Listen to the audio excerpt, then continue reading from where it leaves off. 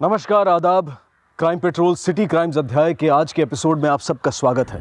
हरियाणा का सोनीपत शहर गुड़गांव और नोएडा के बाद दिल्ली एनसीआर का तेजी से डेवलप होता शहर है, जहां दिल्ली जैसी सारी सुख सुविधाएं होंगी। लेकिन पिछले कई दशकों में सोनीपत कई अपराधों के लिए सुर्खियों में रहा है, चाहे वो सुरंग खोदकर बैंक लूटने का चौंका देने वाला अपराध हो या फिर जाति के नाम पर मोहल्ले के मोहल्ले जला देने वाली सांप्रदायिक घटना जिसने पूरे मीडिया में हड़कंप मचा दिया था। लेकिन आज का ये केस सोनीपत के एक ऐसे केस से जुड़ा है जो शुरू बहुत नाटकीय अंदाज में हुआ और देखते ही देखते कई चौंका देने वाले रहस्य खड़े करने लगा।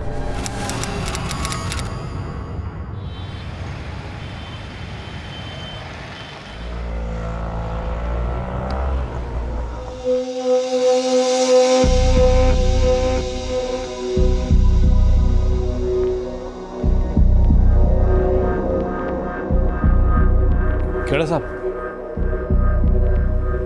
कैलाश बसरा जी, आप फिर आ गए? अब क्या बात हो गई?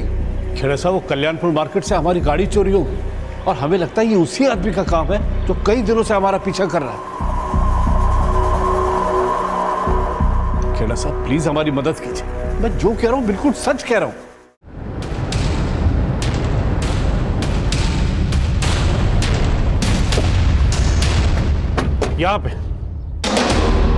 यहां पे हमने गाड़ी खरीदी और यहां पास भी गए, आके देखा तो गाड़ी गायब। पता नहीं क्या हो रहा है हमारे साथ। सब जगह देख लिया। अच्छा बसरा जी, हाँ आपकी गाड़ी गोल्डन कलर की है ना? हाँ HR XX107M जी, हो रही है आपकी गाड़ी।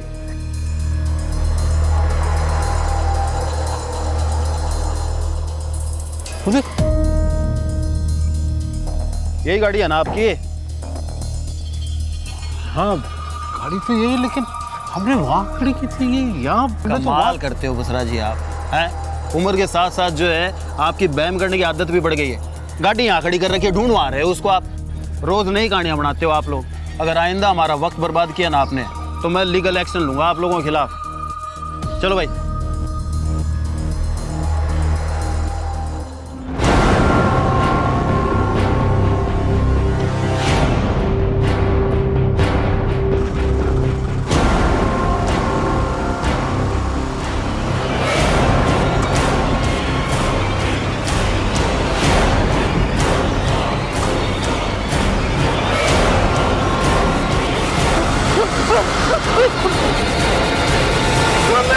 रितेश! क्या हुआ?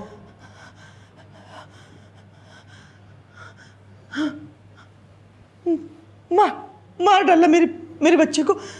कैलाश जी, मार डाला कैलाश जी।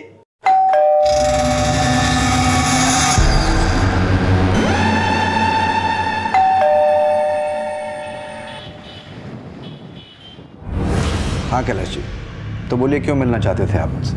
मेरे बेटे रितेश का मर्डर हुआ है। मेरी वाइफ ने खुद सपने में देखा है। सपने में? हाँ साहब, मुझे रोज सपना आता है और सपने में मेरा बेटा भागता रहता है और मुझे आवाज देता है, कहता है नहीं मारा है साहब। एसपी साहब, हम उसे फांसी पे चढ़वाना चाहते हैं। कैलाश जी, आपकी बीवी के सपने और आपके लगने से कोई आरोपी साबित नहीं हो जाते। लेकिन सच यही है साहब कि मानसी एक बहुत ही चालाक औरत है। 12 जून की सुबह उसने फोन किया।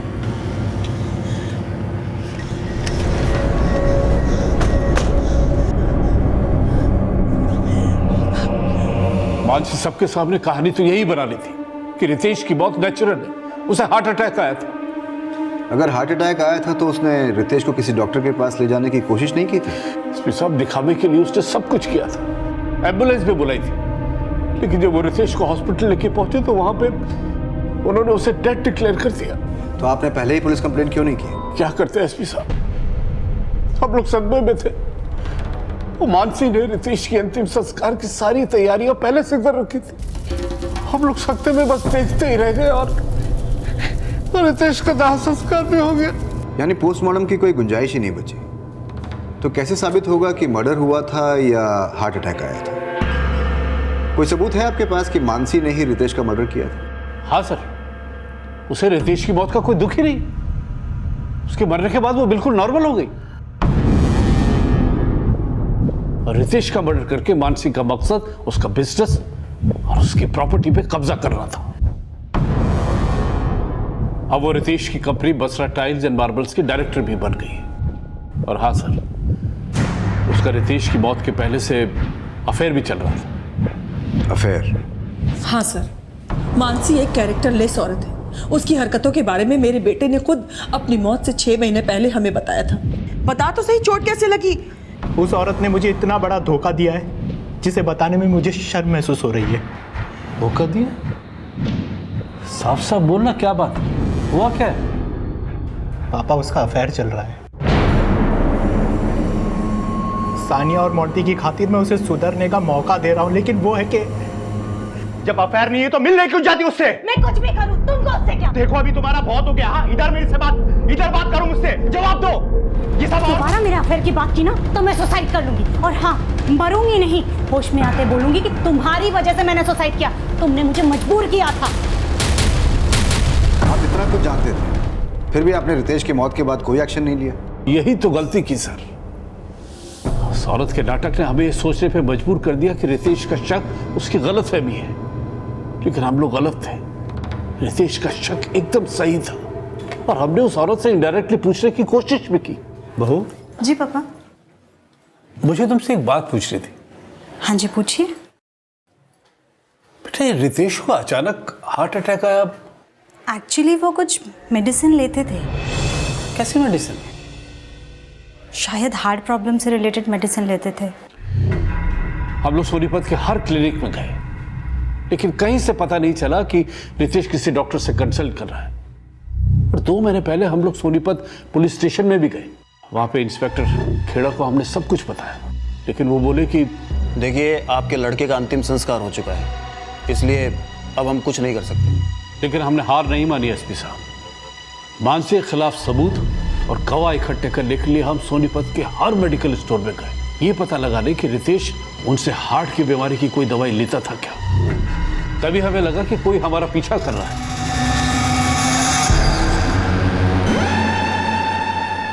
और कल जब हम कल्याण नगर मार्केट में गए तो हमारी किसी ने गाड़ी चुरा ली। और जब हम बाद में इंस्पेक्टर खेड़ा को लेकर वहां पहुंचे तो हमारी गाड़ी कुछ दूर पे खड़ी हुई मिली। उन्हें लगा कि हम लोग झूठ बोल रहे हैं, और उनके जाने के बाद मेरे फोन से मेरी वाइफ के फोन पे कॉल आया। सर, हमें लगता है कि वो कॉल मानसी के लवर ने ही की होगी।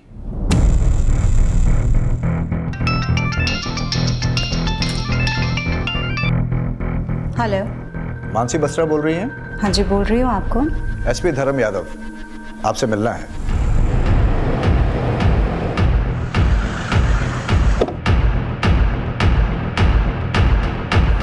सर, मेरे सास ससुर को शक करने की आदत है।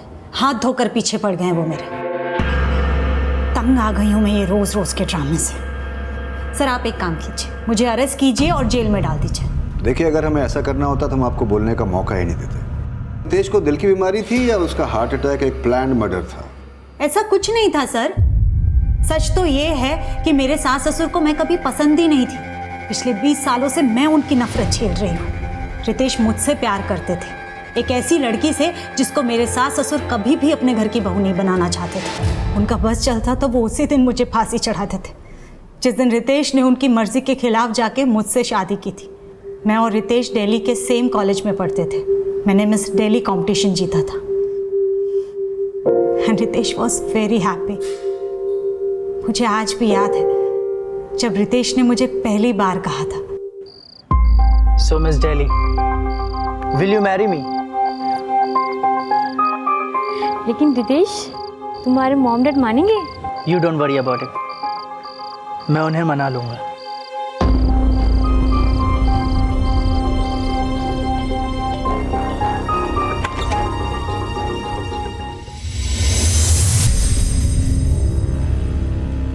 बेटे की जिद के आगे वो झुक तो गए, लेकिन कभी वो मुझे दिल से अपना ही नहीं पाए।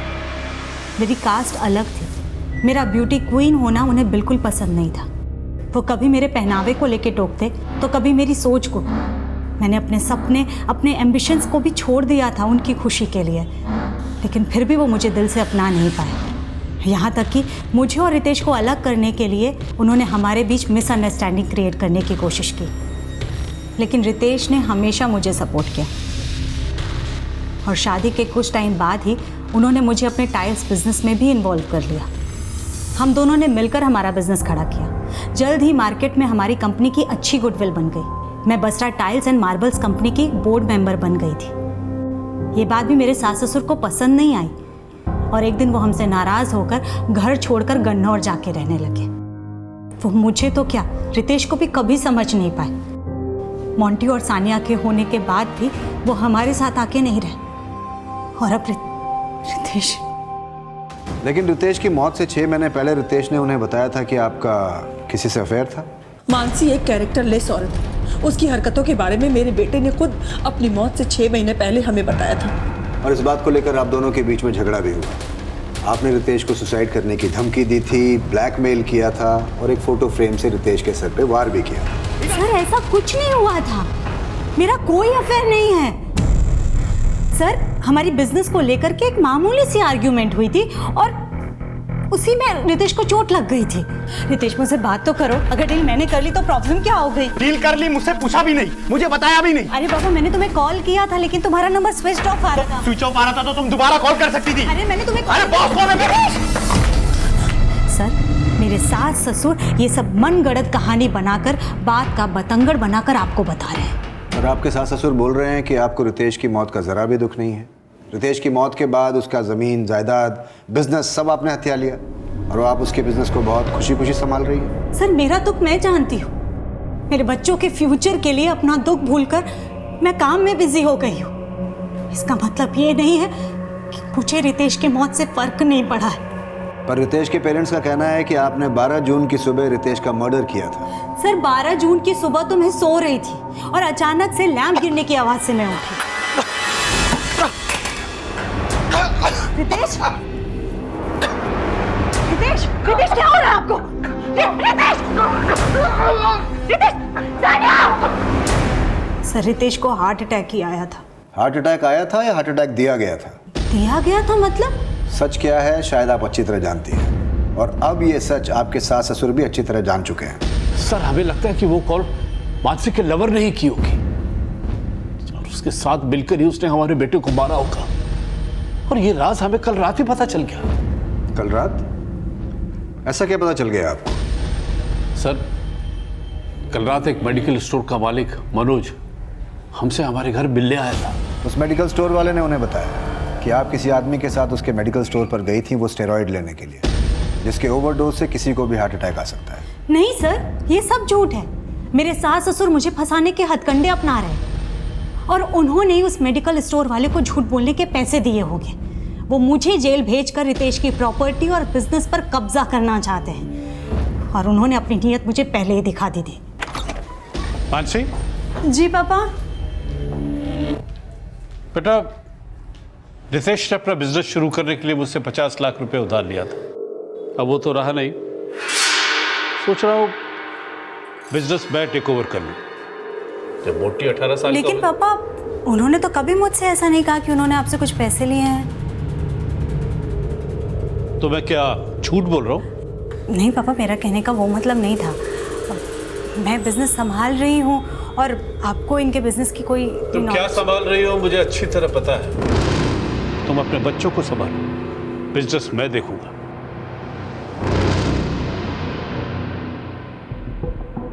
सर वो मुझे बिजनेस से दूर करके 4 दीवारी में बंद करके रखना चाहते थे, लेकिन जब मैंने ऑब्जेक्शन किया तो उनका ईगो हर्ट हो गया। वो ये सब बेबुनियादी आरोप लगा रहे हैं मुझे। सर रितेश की मौत के बाद मैंने ही उन्हें रिक्वेस्ट किया था कि वो हमारे साथ रहे। मुझे लगा रितेश के जीते जी मैं जॉइंट फैमिली की खुशी नहीं दे सकी हूँ मेरे सास ससुर को, तो उनकी मौत के बाद। लेकिन उन्हें ये भी अच्छा नहीं लगा। और सर रितेश की मौत को 4 महीने हो गए। उसकी मौत के 2 महीने बाद तक वो हमारे साथ रहे, लेकिन अब जा कर के उनको लग रहा है कि मैंने रितेश का मर्डर किया। सर वो पिछली बातों का बदला ले रहे हैं मुझसे। जो कुछ भी वो रितेश के जीते जी नहीं कर पाए वो सब वो अब करना चाहते हैं। अब वो मुझे सिर्फ टॉर्चर करना चाहते हैं और कुछ नहीं।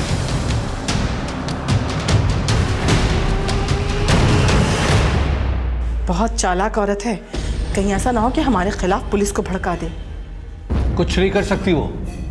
रितेश के बच्चे, रितेश का घर और उसका बिजनेस हमारा होगा। चारों खाने चित होगी वो। रितेश की मौत हुए कई महीने बीत चुके थे, बॉडी का अंतिम संस्कार हो चुका था और पोस्टमार्टम की कोई गुंजाइश नहीं थी। उनका कहना था कि रितेश की मौत को हार्ट अटैक बताने वाली उसकी बीवी मानसी बसरा ने ही रितेश की हत्या की थी। वो ये सफाई दे रहे थे कि उन्हें पहले मानसी पर शक नहीं हुआ था, लेकिन अब उनका शक गहरा हो गया था। लेकिन क्या उनके दावे में कोई सच्चाई थी? उनकी लगातार मांग को देखते हुए सोनीपत पुलिस के एसपी धर्म यादव उनके शक को एक मौका देना चाहते थे और महीनों पहले गुजर चुके रितेश बत्रा की नेचुरल डेथ के मर्डर होने की संभावना को पुख्ता करने के लिए एक स्पेशल इन्वेस्टिगेशन टीम का गठन किया गया और उसकी अगुवाई सौंपी गई क्राइम ब्रांच के इंस्पेक्टर कुलदीप हुडा को। सर, ना मैं रितेश बसरा को जानता हूँ ना मानसी बसरा को, लेकिन जब उनके पेरेंट्स मेरी शॉप पर आए और उन्होंने पूछा कि रितेश बसरा हमसे हार्ट से रिलेटेड दवाइयाँ लेता है क्या, तो मैंने उन्हें मना कर दिया। लेकिन जब वो चले गए तो मेरा एम्प्लॉय मेरे पास आया और उसने मुझे बताया। सर, वो तो रितेश बसरा की फ़ोटो थी ना? रितेश बसरा को? बसरा टाइल्स एंड मार्बल का मालिक जो है वो आई थी हमारी दुकान पे, आपको याद है? सर, उसके ऐसा कहते ही मैंने नेट पे रितेश बसरा के बारे में सर्च किया तो मुझे पता चला कि उसकी डेथ तो काफ़ी दिनों पहले हो चुकी है। और सर, मैंने नेट पे जब फिर से मानसी बसरा का फोटो देखा तो मुझे याद आया कि मानसी बसरा हमारे शॉप पर आ चुकी है किसी और आदमी के साथ। जानते हो मानसी बसरा का क्या कहना है? उसका तुम्हारे बारे में यह कहना है कि उसने तुम्हारी दुकान से स्टेरॉइड्स खरीदे ही नहीं, बल्कि उसका तो यह भी कहना है कि तुम्हें यह बयान देने के लिए रितेश के पेरेंट्स ने पैसे दिए। सर, मैंने किसी से पैसे नहीं लिया सर, उल्टा उनके पेरेंट्स की एक बात तो मुझे खुद अजीब लगी। कौन सी बात? सर, उन्होंने कहा था कि रितेश लापता है, जबकि जब मैंने सर्च किया था तो मुझे पता चला था कि उसकी डेथ तो 4 महीने पहले ही हो चुकी है। रितेश के पेरेंट्स ने तुमसे यह कहा कि रितेश लापता है? जी सर, यही तो बताया था उन्होंने। दरअसल में हमारा बेटा 2 महीने से लापता है, कहीं मिल नहीं रहा।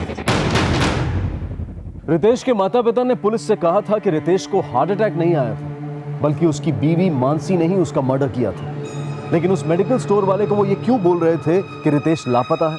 उन्होंने पुलिस को बताया कि वो सोनीपत के हर मेडिकल स्टोर पर यह पता करने की कोशिश कर रहे थे कि क्या रितेश उनके पास दिल की बीमारी की कोई दवा लेने आता था या नहीं। लेकिन जब बाकी मेडिकल स्टोर्स पर पूछताछ की गई तो रितेश के माता पिता की भूमिका सवालों के घेरे में आ गई। हाँ सर, ये दो यहाँ आए। ये हमारा बेटा है रितेश, इसे दिल की बीमारी है। इसने कभी कोई दवाई खरीदी आपसे? नहीं अंकल, लेकिन आप ये सब क्यों पूछ रहे हैं? दरअसल में हमारा बेटा 2 महीने से लापता है, कहीं मिल नहीं रहा। उन्होंने तुमसे ये बोला उनका बेटा रितेश मिल नहीं रहा है, या ये बोला था कि उसके बेटे की हत्या हो गई है? हत्या नहीं सर, ऐसा तो उन्होंने कुछ नहीं कहा। सर, कैलाश बसरा और पम्मी बसरा के कई झूठ हमारे सामने आए। कभी कहते थे गाड़ी चोरी हो गई है, कभी कहते थे मोबाइल चोरी हो गया। वो लोग आपके पास सबसे पहले कब आए थे? सर, ये कोई 2 महीने पहले आए थे वो, और वो ये कह रहे थे कि उनके लड़के रितेश का खून जो है वो उनकी बहू मानसी बसरा ने किया है। तो आपने क्या एक्शन लिया? सर, एक्शन लेने का तो कोई सवाल ही नहीं उठता, क्योंकि जब वो यहाँ आए थे उससे 4 महीने पहले तो लाश का दाह संस्कार हो गया था, तो सबूत तो कोई बचा ही नहीं था, तो फिर एक्शन कैसे लेते?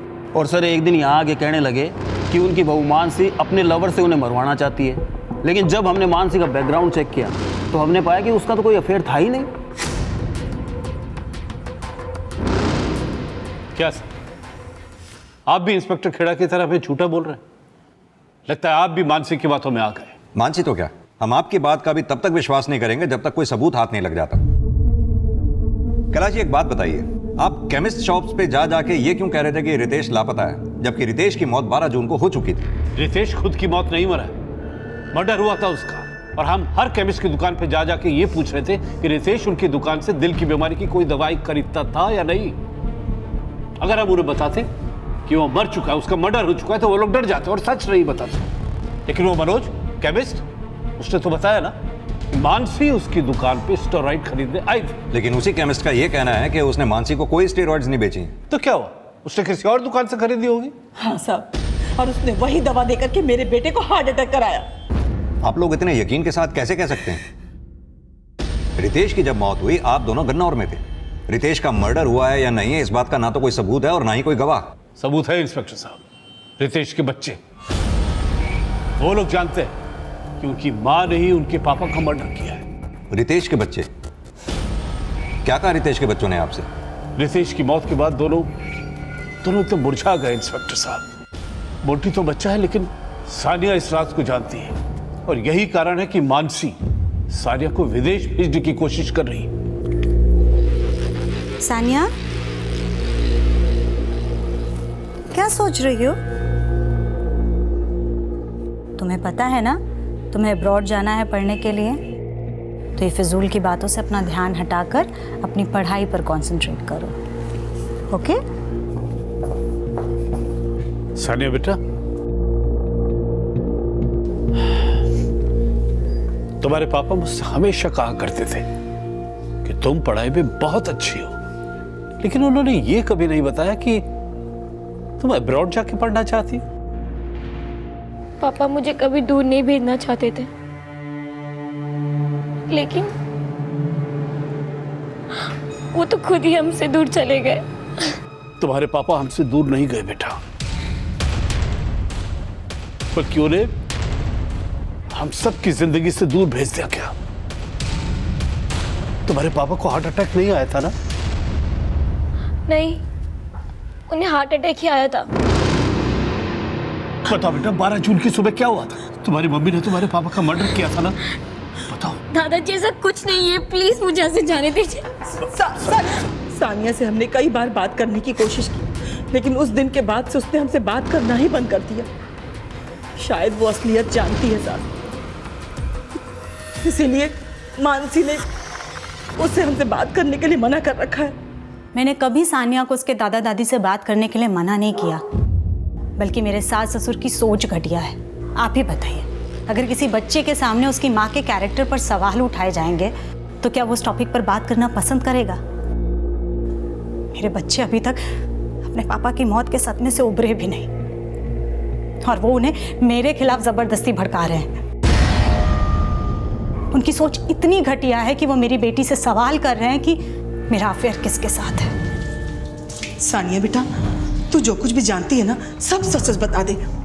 तेरे पापा के एब्सेंस में तेरी मम्मी से मिलने के लिए कौन आदमी आता था? सानिया, सानिया बेटा, सानिया मेरी बात तो सुन। सानिया, सानिया, मोंटी, बस मम्मी जी, हद हो गई। मोंटी बेटा तू अंदर जा। मम्मी जी क्या हो गया है आपको? आप बच्चों से ऐसे सवाल पूछ रही हैं? हाँ तो तू ही बता दे ना, तू ही बता दे कि किस किस के साथ तेरा चक्कर है। किस कुत्ते के लिए तूने मेरे बेटे को मार डाला? बोल। मम्मी जी आप मुझे इतना गया गुजरा समझती है?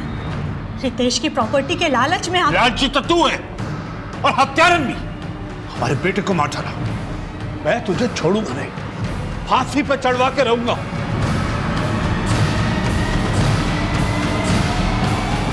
उसके बाद वो हमारे नेबर्स और कंपनी एम्प्लॉय से अजीब अजीब तरह के उल्टे उल्टे सवाल कर रहे थे कि मेरा अफेयर किसके साथ है, लेकिन उन्हें कुछ हासिल नहीं हुआ क्योंकि वो झूठ को सच साबित करने की कोशिश कर रहे थे। लेकिन वो केमिस्ट तो अभी भी अपने बयान पे कायम है। उसका कहना है कि आपने उसकी दुकान से स्टेरॉइड्स खरीदने की कोशिश की थी। उसका तो ये भी कहना है कि उस वक्त आपके साथ एक आदमी भी था। वहीं रितेश के पेरेंट्स को शक है कि आपका किसी के साथ अफेयर था। उनको कोई आदमी फॉलो कर रहा है जिसने उन्हें थ्रेट कॉल दी। उनका ये भी मानना है कि आपके लवर ने उनको जान से मारने की कोशिश की क्योंकि वो आपके खिलाफ सबूत इकट्ठा कर रहे थे। ये सब झूठ है, बल्कि सच तो ये है कि कोई मेरा पीछा कर रहा है।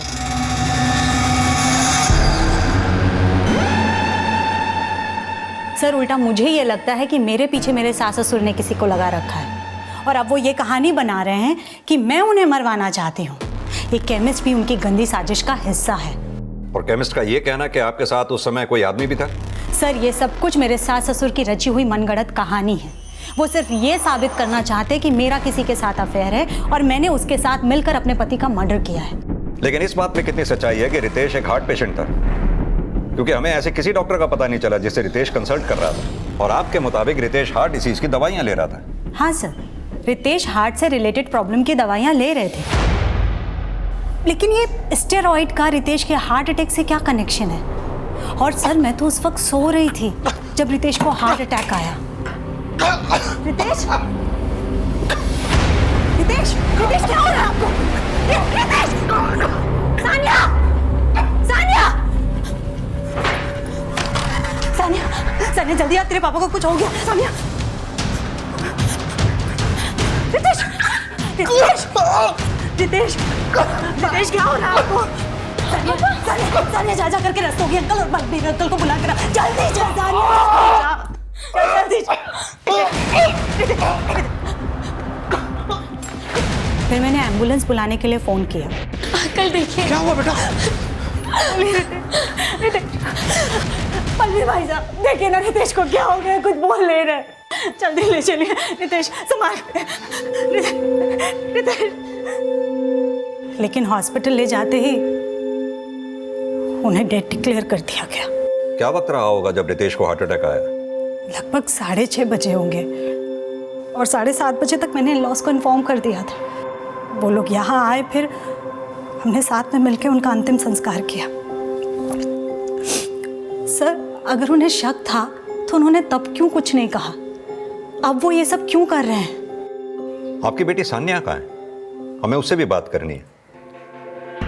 सान्या बेटा, 12 जून की सुबह आपके पापा की डेथ हुई थी और आपकी मम्मी के मुताबिक आपके पापा को हार्ट अटैक आया था। बेटा, हम ये जानना चाहते हैं कि डेथ होने से एक रात पहले आपके पापा की सेहत कैसी थी? वो ठीक थे। इनफैक्ट वो मेरे रूम में भी आए थे। क्या बेटा, तुम अभी तक पढ़ रही हो? मैंने तुमसे कहा है ना, देर रात को नहीं बल्कि सुबह जल्दी उठ के पढ़ना चाहिए, माइंड फास्ट चलता है। लेकिन मुझे पता नहीं था, जैसे अगले दिन मेरी आंखें खुलेगी तो। सानिया, सानिया जल्दी आ, तेरे पापा को कुछ हो गया। सानिया जल्दी आ। रितेश, रितेश क्या हो रहा है आपको? रितेश क्या हो रहा है? रितेश, सानिया, सानिया जा करके रस्तोगी अंकल और बलबीर अंकल को बुला कर जल्दी चल। सानिया जल्दी जा। मैं बलबीर अंकल और रस्तोगी अंकल को लेकर आई। बेटा, जब आप बलबीर अंकल और रस्तोगी अंकल को घर लेकर आए तब आपने क्या देखा? मुझे कुछ याद नहीं है, मुझे कुछ याद नहीं है सर। सानिया ने जैसे ही बोला कि रितेश को हार्ट अटैक आया, और सर जब हम वहाँ गए मानसी तब तक एम्बुलेंस बुला चुकी थी। अच्छा, जब आप दोनों घर में गए तो रितेश की हालत कैसी थी? मतलब ऐसा कुछ देखा कि रितेश दर्द से तड़प रहा हो? अंकल देखिए। क्या हुआ बेटा? बलवीर भाई साहब देखिए ना, रितेश को क्या हो गया, कुछ बोल नहीं रहे। शायद हार्ट अटैक आया इन्हें। रितेश सर, शायद एम्बुलेंस आने से पहले ही रितेश मर चुका था। उसकी बॉडी में सर कोई मूवमेंट नहीं था।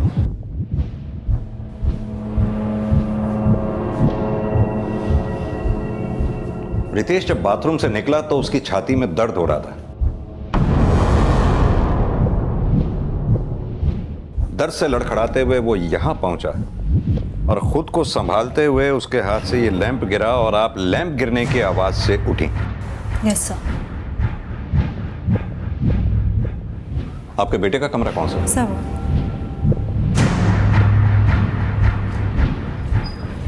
आप प्लीज यहीं रुकिए।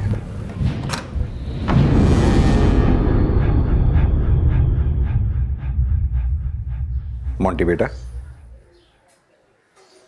गेम खेल रहे हो? ये कौन सा गेम खेल रहे हो बेटा? आपको पता है यही गेम मेरे बेटे को भी बहुत पसंद है।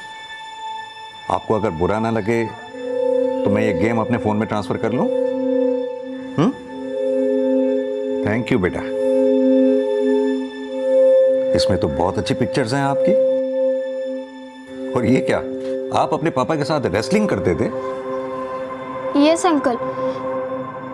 सर, रितेश के पोस्टमार्टम रिपोर्ट के एब्सेंस में यह साबित करना वाकई बहुत मुश्किल है कि उसकी मौत नेचुरल हुई थी या फिर उसका मर्डर हुआ था। जिस थ्रेट कॉल की बात रितेश के फादर कर रहे थे वो उन्हीं के फोन से उनकी वाइफ के नंबर पे किया गया था। अब उन्हें थ्रेट कॉल मिली भी थी या नहीं, इस बात का कोई प्रूफ नहीं है हमारे पास। और ना ही सर इस बात का कोई प्रूफ है हमारे पास कि रितेश के फादर की गाड़ी को चुराने की कोई कोशिश भी की गई थी। यही गाड़ी है ना आपकी? ये सब हकीकत है या कहानियां? हमें इन सभी एंगल्स को अच्छे से इन्वेस्टिगेट करना है। सर, अजीत, तो मानसी और उसके सास ससुर के कॉल डिटेल्स और सारी एक्टिविटीज चेक करो। पता करो क्या रितेश को वाकई हार्ट प्रॉब्लम थी? सर। विक्रम, तो मानसी के ऑफिस जाकर सबसे अच्छी तरह से पूछताछ करो। सर। संजीव जी, आप बसरा टाइल्स के सीईओ हैं। कितना टाइम हो गया आपको बसरा टाइल्स के साथ काम करते हुए? करीबन 7 साल सर। इतने टाइम से आप बसरा के साथ काम कर रहे हैं, क्या आप बता सकते हैं कि रितेश बसरा की किसी से कोई दुश्मनी, बिजनेस राइवलरी या फिर किसी के साथ कोई पर्सनल इश्यू? नहीं सर, जहाँ तक मेरा नॉलेज है ऐसा तो कुछ भी नहीं था। अच्छा, ये बताइए कि रितेश बसरा के अपनी वाइफ मानसी के साथ किस तरीके के डिफरेंसेस थे? बिजनेस को लेकर उनका विजन एक जैसा ही था। In fact company was doing very well under their guidance. उनको देखकर ऐसा लगता ही नहीं था कि उनका कोई पर्सनल इश्यू हो। और ये रितेश के पेरेंट्स, उनके बारे में क्या जानते हैं आप? ज़्यादा तो कुछ नहीं, लेकिन हाँ, कुछ टाइम पहले रितेश जी के फादर यहाँ आके हमारे स्टाफ और मुझसे कुछ अजीब से सवाल पूछ रहे थे। सबको पूछ रहे थे कि मानसी बसरा का किससे अफेयर है। सर वो काफ़ी अनाप शनाप बोल रहे थे। मुझे लगा था कि शायद उन्हें कोई मेंटल प्रॉब्लम है। लेकिन हमने सुना कि रितेश को हार्ट प्रॉब्लम था, क्या ये सच है? नहीं सर, रितेश जी को कोई हार्ट प्रॉब्लम नहीं थी। अगर ऐसा कुछ होता तो वो मुझे ज़रूर बताते। अगर उसे कोई हार्ट प्रॉब्लम नहीं थी तो फिर उसे हार्ट अटैक आया क्यों? सर ये बताना तो थोड़ा मुश्किल है सर। आज के दौर में किसी को भी अचानक से कोई भी प्रॉब्लम हो जाती है। और वैसे भी रितेश जी को काफ़ी काम का लोड है, काफ़ी स्ट्रेस लेते थे वो। तो आपको क्या लगता है इसी प्रेशर की वजह से रितेश को हार्ट अटैक आया था? हार्ट अटैक तो अब तुझे आएगा जब जेल में पुलिस वाले तेरे गाल लाल करेंगे। पापा जी, आप ये सब जो कुछ कर रहे हैं इससे आपको कुछ हासिल नहीं होने वाला। क्यों आप अपने मरे हुए बेटे की मौत का तमाशा बना रहे हैं? यार घुमाए तू और तमाशा हम बना रहे हैं। हाँ इनफ मम्मी जी। ज्यादा इनफ उनफ ना कर। अरे बड़ी आई मिस दिल्ली, मैं तुझे मिस जहन्नम बना दूंगी। मेरे बेटे को खा गई कुलटा कहीं की। हद।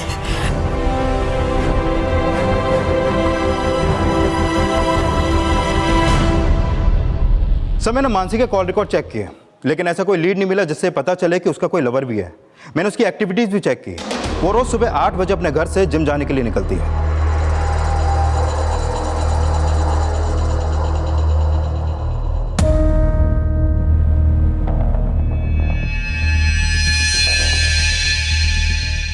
सर मेरी मानसी के जिम ट्रेनर से भी बात हुई। सर वो सुबह 8 बजे के करीब आती थी और 1-1.5 घंटे में वर्कआउट करके निकल जाती थी। वो जिम करने के बाद करीब 10 बजे अपने घर पहुंचती है और करीब 11 बजे वो अपने घर से ऑफिस के लिए निकलती है और रात 10 से 11 बजे तक वो ऑफिस से अपने घर पहुंचती है। मैंने उन सभी के कॉल रिकॉर्ड चेक किए जिनसे वो मिलती थी, लेकिन सर ऐसी कुछ भी बात नहीं निकली जिससे पता चले कि उसका कहीं पर कोई अफेयर चल रहा है। कहते हैं कि किसी किताब के सिर्फ कवर को देखकर पूरी किताब को जज करना सही नहीं होता है, लेकिन पुलिस लगातार मानसी बसरा की जिंदगी से जुड़े कई पन्ने पलट पलट कर देख रही थी, लेकिन अभी तक उन्हें वो पन्ना नहीं मिला था जिसके आधार पर रितेश के माता पिता ने मानसी के चरित्रहीन होने की कहानी पुलिस को सुनाई थी। सर मैंने रितेश के फादर कैलाश के कॉल रिकॉर्ड चेक किए। सर इस रिकॉर्ड में एक नंबर ऐसा मिला है जिससे उनकी लगातार बातें होती रहती हैं। किसका नंबर है वो? सर ये नंबर प्राइवेट डिटेक्टिव कौशल सांगवान का है।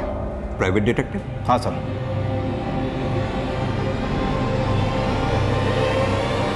सर उल्टा मुझे ये लगता है कि मेरे पीछे मेरे सास ससुर ने किसी को लगा रखा है और अब वो ये कहानी बना रहे हैं कि मैं उन्हें मरवाना चाहती हूँ। रितेश बसरा के पेरेंट्स को कौन फॉलो करता था इसका तो कोई लीड नहीं मिला, लेकिन हाँ हो सकता है मानसी बसरा को फॉलो करने वाला ये प्राइवेट डिटेक्टिव कौशल सांगवान ही हो। सर कहीं ऐसा तो नहीं कि रितेश के पेरेंट्स की कार का चोरी होना, उन्हें थ्रेट कॉल आना, ये सब रितेश के पेरेंट्स और इस प्राइवेट डिटेक्टिव कौशल सांगवान का ही कोई सेटअप प्लान हो? विक्रम, इस कौशल सांगवान को थाने बुलाओ। Okay sir.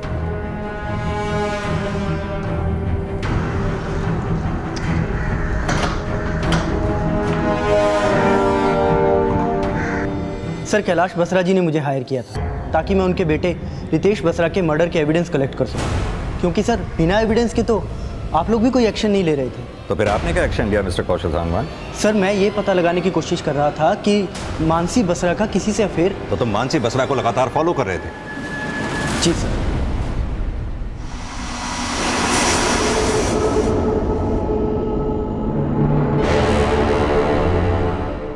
तो क्या लगता है मानसी बसरा का किसके साथ अफेयर है? सर इस बात का मुझे कोई स्ट्रॉन्ग प्रूफ नहीं मिला। और वो कौन है जो तुम्हारे क्लाइंट रितेश के पेरेंट्स को फॉलो किया करता था, थ्रेट कॉल देता था? सर मैं इस बात का भी पता नहीं लगा पाया। तो फिर पता क्या लगाया आपने? सर मैं ये पता लगाने की कोशिश कर रहा था कि 12 जून की सुबह रितेश बसरा की मौत का राज क्या है। सर मैंने 11 जून की रात से लेकर 12 जून की सुबह तक उसके घर के आसपास होने वाली हर एक्टिविटी को चेक किया। सर कल्याण नगर में एक लड़का है जो रोज सुबह 5:30 बजे अखबार डालने आता है।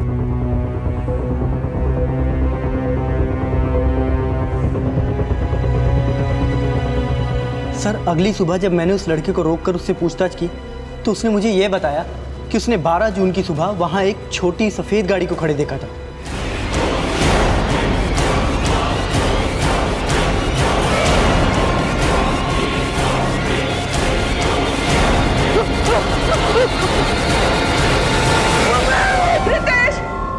तो इस सफेद गाड़ी का वहम आपने डाला था रितेश की मां के मन में, जिसके बाद से उन्हें रोज सपना आता है कि उनके बेटे रितेश का मर्डर हुआ था। सपना? सर इस बारे में मैं कुछ नहीं जानता। लेकिन रितेश के पेरेंट्स ने खुद हमें इस सपने के बारे में बताया था। सर ये मां के अंदर की आवाज है सर, कोई भ्रम नहीं है। हमारे बेटे रितेश का सचमुच में मर्डर हुआ है सर। लेकिन ये मर्डर सपने में हुआ या हकीकत में? हकीकत क्या है ये आप पता लगाइए, लेकिन हमें पक्का यकीन है कि हमारे रितेश को उस मानसी नहीं मारा है। तो आपको भी यही लगता है कि रितेश बसरा का मर्डर उसकी वाइफ मानसी बसरा ने किया था? देखिए सर, मैंने जितना पता लगाया था मैंने आप लोगों को बता दिया है। बाकी का सच आप लोग खुद पता लगा सकते हैं। ठीक है, जा सकते हैं आप, लेकिन जाने से पहले उस लड़के का कॉन्टैक्ट नंबर हमें दीजिए जिसने आपको उस सफेद रंग की गाड़ी के बारे में बताया था। जी सर। विक्रम। साहब मैं झूठ नहीं बोल रहा, माता रानी कसम साहब, 12 जून की सुबह करीब 5:30 बजे मैंने साहब उधर एक सफ़ेद कलर की छोटी गाड़ी देखी साहब। याददाश्त बड़ी तेज है तेरी, डेट और टाइम सब याद है। कहीं ऐसा तो नहीं तेरी इस याद को ताज़ा रखने के लिए उस डिटेक्टिव कौशल सांगवान ने तुझे बादाम खिलाए? नहीं साहब ऐसी बात नहीं है। वो क्या है ना साहब, यहाँ पे कभी कोई गाड़ी खड़ी नहीं रहती थी। उस दिन साहब यहाँ पे एक गाड़ी खड़ी देखी तो याद रह गया साहब। उस गाड़ी का नंबर तो याद होगा? नहीं साहब नंबर तो याद नहीं है, पर सफ़ेद कलर की छोटी गाड़ी थी साहब, वो याद है। उस गाड़ी में कोई बैठा हुआ था? नहीं साहब, गाड़ी साहब बहुत दूर थी साहब, इसलिए कुछ दिखा नहीं साहब। यानी कि तुझे जितना बताने को कहा गया उतना ही तुझे याद है। अजीत सर, इसकी बाकी की सारी डिटेल्स ले लो। सर। विक्रम, अगर इस अखबार वाले की बात को सच मान लिया जाए तो क्या वाकई 12 जून की सुबह कोई सफेद रंग की गाड़ी आई थी जिसमें से निकल के कोई रितेश के घर गया होगा? सर मानसी ने बोला था कि उसकी आंख तब खुली जब रितेश को हार्ट अटैक आया था। ऐसे भी तो हो सकता है कि किलर मानसी का लवर नहीं कोई और है जो सफेद गाड़ी से रितेश के घर पर आया और किसी और मोटिव से रितेश का मर्डर किया। लेकिन मानसी ने तो कहा था कि रितेश की मौत हार्ट अटैक की वजह से हुई थी। विक्रम, कहीं ऐसा तो नहीं कि रितेश को स्टेरॉइड्स के ओवरडोज देके हार्ट अटैक दिलवाया गया हो? उस केमिस्ट ने भी तो कहा था कि मानसी उसकी दुकान पे किसी आदमी के साथ स्टेरॉइड्स खरीदने के लिए आई थी। लेकिन सर उस शॉप वाले ने स्टेरॉइड दिया नहीं था और मानसी ने माना नहीं है कि वो उस शॉप पर गई थी। एक काम करो, आसपास के लोगों से अच्छी तरह से पूछताछ करो, पता करो क्या वो सफेद रंग की गाड़ी अक्सर यहाँ आया जाया करती थी। आसपास जितने भी सीसीटीवी हैं सबकी फुटेजेस खंगालो, क्या पता किसी फुटेज में वो सफेद रंग की गाड़ी कैप्चर हुई है। Okay sir.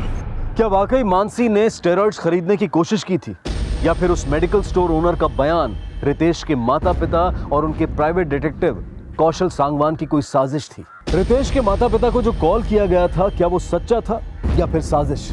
इस केस में ऐसे कई सवाल थे जिनके जवाब पुख्ता नहीं थे, लेकिन जल्द ही पुलिस को एक ऐसी लीड मिली जिसने इस केस को एक नई दिशा दे दी। सर, मैंने कल्याण नगर एरिया के 11 और 12 जून के सीसीटीवी फुटेज चेक किए जिनमें 15 वाइट छोटी गाड़ियां कैप्चर हुई हैं और मैंने हर गाड़ी का रजिस्ट्रेशन नंबर चेक किया सर। सर इन 15 गाड़ियों में से एक गाड़ी संधू कोहली के नाम पर रजिस्टर्ड हुई है। संधू कोहली?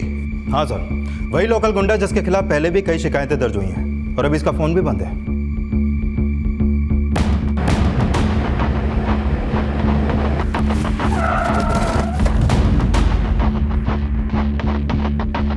सर यही घर है।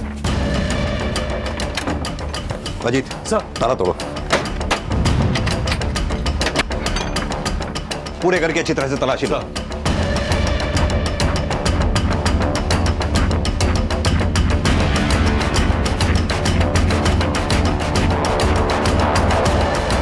एक मिनट।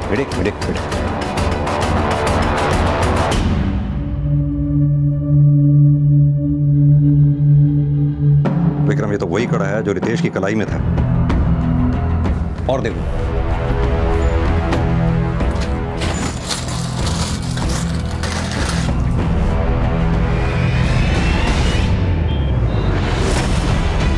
नहीं सर, हम इस आदमी को नहीं जानते। लेकिन इसके घर से ये स्टेरॉइड्स मिला है जिस पर आपके हॉस्पिटल का लेबल। यस सर, ये हमारे हॉस्पिटल का है, मैं चेक करता हूँ। सर ये है विक्रम सौरी जो सोनीपत मेडिकल हॉस्पिटल में एज ए कंपाउंडर काम करता है। सर मैंने इसके और संधू दोनों के कॉल रिकॉर्ड चेक किए, दोनों में अक्सर काफ़ी बातें होती थी और 12 जून की सुबह इन दोनों के फ़ोन की लोकेशन रितेश के घर के पास की ही थी। यानी कि इस विक्रम सोडी का कनेक्शन रितेश की मौत से हो सकता है। और सर इन दोनों का फ़ोन कल पानीपत में बंद हुआ था और पता चला है कि पानीपत में बसरा टाइल्स एंड मार्बल्स का गोदाम भी है। ये विक्की क्यों नहीं आया अभी तक? समझ में नहीं आ रहा है। और ये विक्की ने हमें यहाँ छुपने के लिए क्यों कहा है? संजीव, मैं एक बिजनेस मीटिंग के लिए मलेशिया जा रही हूँ। Handle everything, will contact you after I reach there. Sure.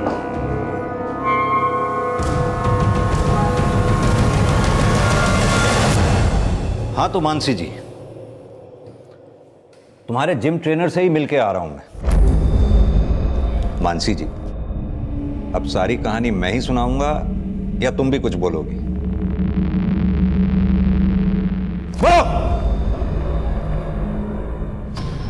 करीब 1 साल पहले मैंने जिम ज्वाइन किया था। विक्की वॉज माई ट्रेनर और मैं उसके करीब आ गई थी। लेकिन रितेश को हमारे रिलेशन के बारे में पता चल गया था। रितेश ने मुझे डिवोर्स देने की धमकी दी और कहा कि घर और बिजनेस में से मुझे कुछ हिस्सा नहीं मिलेगा। संधू ने बताया कि अगर स्टेरॉइड ज़्यादा क्वांटिटी में दिया जाए तो किसी को भी हार्ट अटैक हो सकता है। उस दिन मैं विक्की के ही साथ उस केमिस्ट के यहाँ स्टेरॉइड लेने गई थी, लेकिन उस केमिस्ट ने स्टेरॉइड दिया नहीं। फिर संधू ने बताया कि उसका एक दोस्त हॉस्पिटल में काम करता है, वो स्टेरॉइड अरेंज कर देगा। और फिर 12 जून की सुबह 5 बजे विक्की, संधू और उसका दोस्त विक्रम घर पर आए थे। तुम्हारे सास ससुर का पीछा कौन कर रहा था? उन्हें जान से मारने की धमकी किसने दी थी? जब मुझे पता चला कि वो मेरे खिलाफ सबूत इकट्ठा कर रहे हैं तो विक्की ने संधू को उन्हें थ्रेट देने को कहा था, लेकिन मैं उन्हें मारना नहीं चाहती थी। लेकिन तुमने विक्की को बोला कि विक्रम और संधू को मार दे, इसलिए उसने जान से मारने की उन्हें कोशिश की ताकि तुम दोनों की असलियत कभी बाहर ना आ सके, राइट? तुम लोगों ने रितेश को मारा, यह बात तुम्हारी बेटी सानिया जानती थी?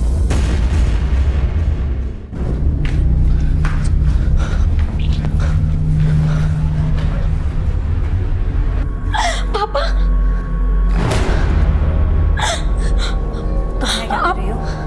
आपने मेरे पापा को मार दिया ना, मैं आपको जेल भेजूंगी।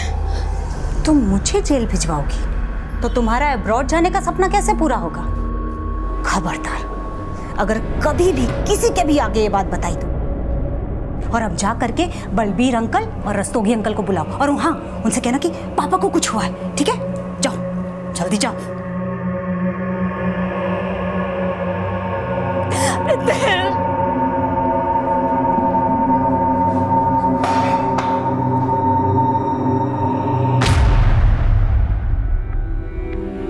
मानसी और विक्की ने सोचा था कि उनका अपराध कभी सामने नहीं आ पाएगा, लेकिन कहते हैं ना, आप सच को जितना मर्जी दबाने की कोशिश कीजिए, वो एक ना एक दिन सामने आ ही जाता है। देखते हैं हमारे आज के एपिसोड की दूसरी कहानी। 30 विक्टिम्स, 21 लाख की चोरी, 6 एटीएम्स को लूटा गया, 3 व्यक्ति शक के घेरे में।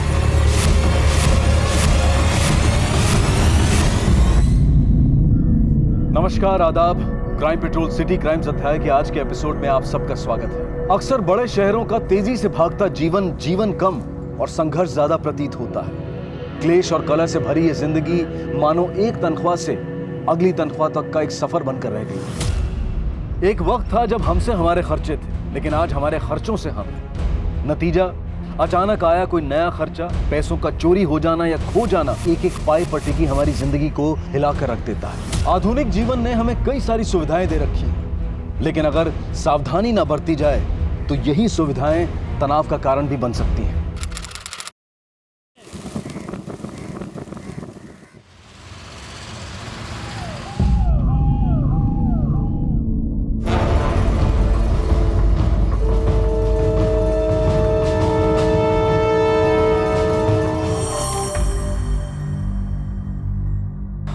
क्या हुआ?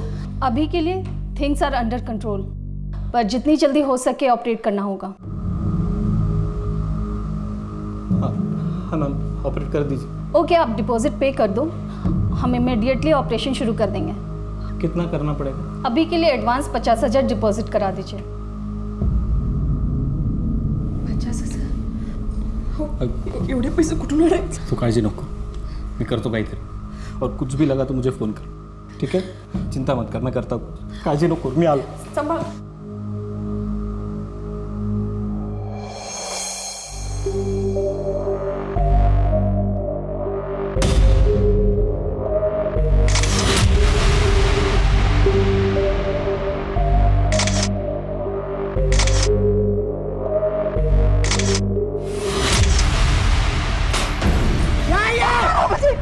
पैसा छुपा दी मेरे से।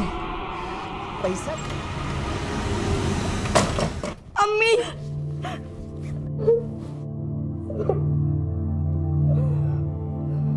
बहुत दर्द हो रहा है ना।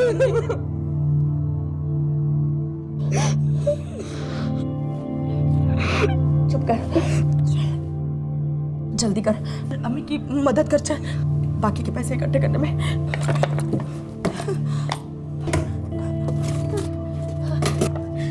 लेकिन अम्मी ये पैसे तो किधर छुपाएगी? गलती मेरी है, मैंने बैंक में खाता खोला लेकिन पैसे जमा कराने में देर हो गई। मेरे जैसी अनपढ़ औरत बैंक जा सकती है, तेरे अबू ने सोचा भी नहीं होगा। अभी चाहती हूँ ये सारे पैसे जमा करा देती हूँ और ये कार्ड भी चालू कराती हूँ। हाँ बेटा, तुम जल्दी ठीक हो जाओगे। यहाँ के जो डॉक्टर है ना, बेस्ट हार्ट डॉक्टर है। आई, मैं पार्क में खेलने जा पाऊंगी ना? हाँ बेटा, तुम पार्क में, गार्डन में, हर जगह खेलने जा पाओगे। हाँ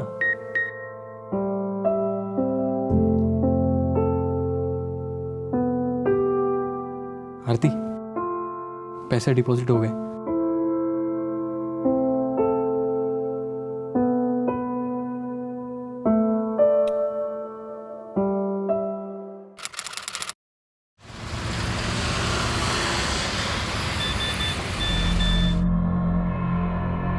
अम्मी, आपने अकाउंट से पैसे निकाले हैं? नहीं तो। देखो मैसेज आया है 40,000 रुपया कटने का। क्या 40,000? क्या कह रही है तू? दोबारा चेक कर, क्या कैसे चेक कर इसे? अम्मी मैंने देख लिया है, पैसे कट गए हैं। मेरे सारे पैसे चले गए। या अल्लाह। ऑटो बैलेंस दिखा रहा है। हाँ, अरे नहीं, वो ये नेटवर्क का इश्यू होगा, बैलेंस है उसमें।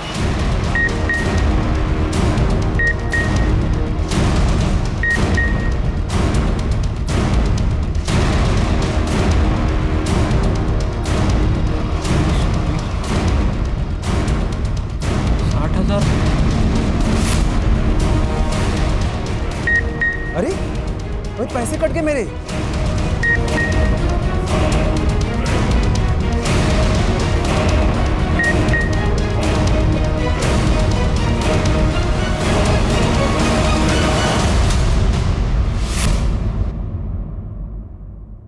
हमारी जानकारी के बगैर या हमारी अनुमति के बगैर जब हमारे बैंक अकाउंट से पैसा निकल जाने की इंफॉर्मेशन हमें मिलती है तो हम वाकई चौंक जाते हैं, सहम जाते हैं, ठगा हुआ महसूस करते हैं।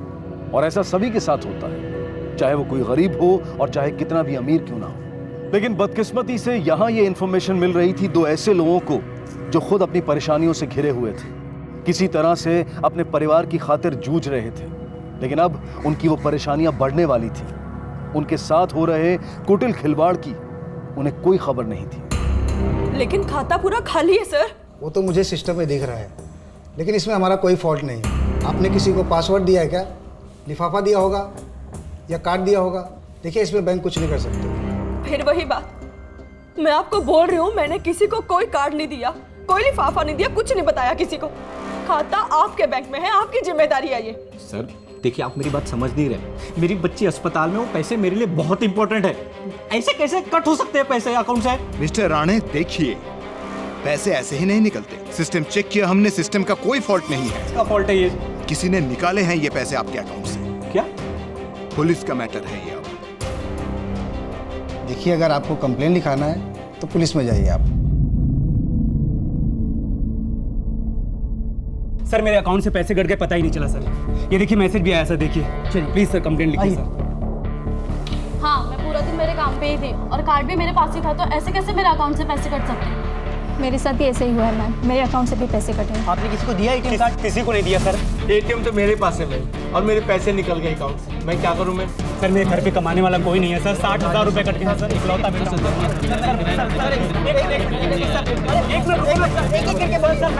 एक के बोलिए सर। मैंने मेरे फैमिली को भेजने के लिए रखे थे पैसे, सारे के सारे कट गए। आपने अपना कार्ड आखिरी बार कब और कहाँ यूज़ किया था? बोरीवली में ITI बैंक के ATM में कार्ड यूज़ किया था। मैंने अपना ये कार्ड बोरीवली के ITI बैंक के ATM में यूज़ किया था सर। बोरीवली के ITI बैंक के ATM से पैसे निकाले थे। बोरीवली में ITI बैंक के ATM से पैसे निकाले थे। ITI बैंक के ATM में। आपने किसी को अपना पिन या पासवर्ड बताया था? कितने पैसे कटे? 60,000 रुपये से 35,000, 15,000, 20,000, 10,000, 75,000 रुपये कट गए मैडम। देखिए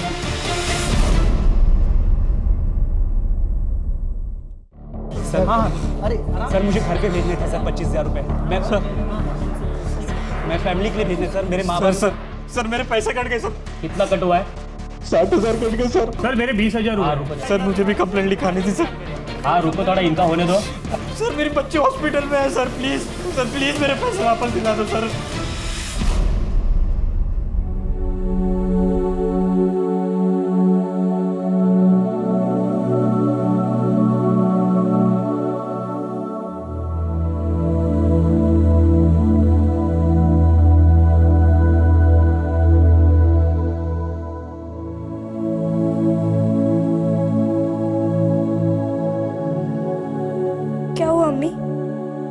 पैसे वापस नहीं मिले? बैंक वाले कह रहे हैं कि पुलिस में जाओ करके। पुलिस में गई तो तेरे अब्बू मुझे मार देंगे। मैंने सोचा था बैंक में पैसे रखूंगी तो वहां महफूज रहेंगे, लेकिन वहां भी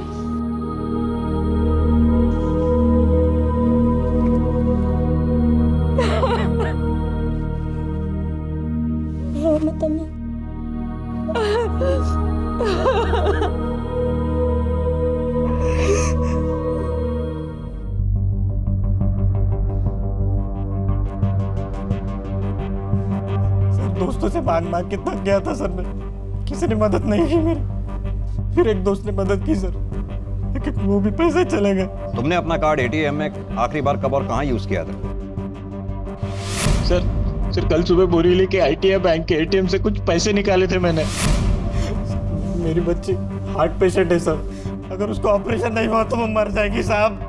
सर प्लीज मेरे पैसे वापस दिला दो सर। आप शांत हो जाइए, पानी पीजिए, देखते हैं हम क्या कर सकते हैं। इस केस को हम प्रायोरिटी पे फॉलो करेंगे, आप सबके पैसे मिल जाएंगे, डोंट वरी। चलिए सर।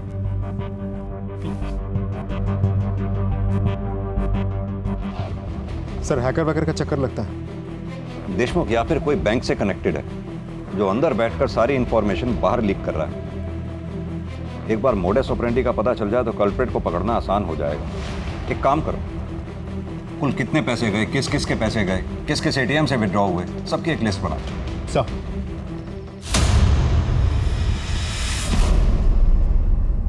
20 से ज्यादा लोगों की शिकायतें दर्ज की गई हैं अब तक। कुल 21 लाख रुपए गायब होने की संभावनाएं सामने नजर आ रही हैं। इस बीच पुलिस अधिकारी बारीकी से मामले की तफ्तीश कर रहे हैं। जैसा कि आपने अभी देखा, पुलिस ने और लोगों से अनुरोध किया है कि किसी के साथ ऐसा कुछ हुआ हो तो वो सामने आकर रिपोर्ट दर्ज करवाएं।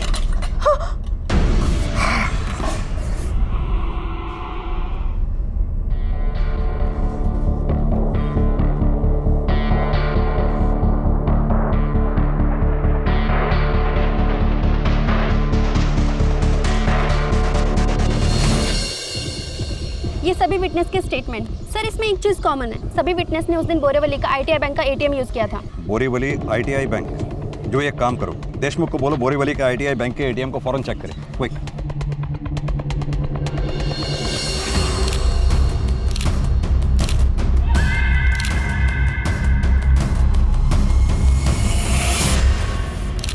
सर यहाँ मेरी ड्यूटी सुबह 8 से रात के 8 बजे तक है, उसके बाद शिफ्ट खत्म। फिर तुम्हारे चले जाने के बाद? सर दूसरा गार्ड है ही नहीं, मैं सिर्फ अकेला हूँ। CCTV camera? सर वो तो मेन ब्रांच से कनेक्टेड है। सर लगता है इस ATM को टेम्पर किया गया है। अंदर बात करके फुटेज निकलवाओ। जी सर।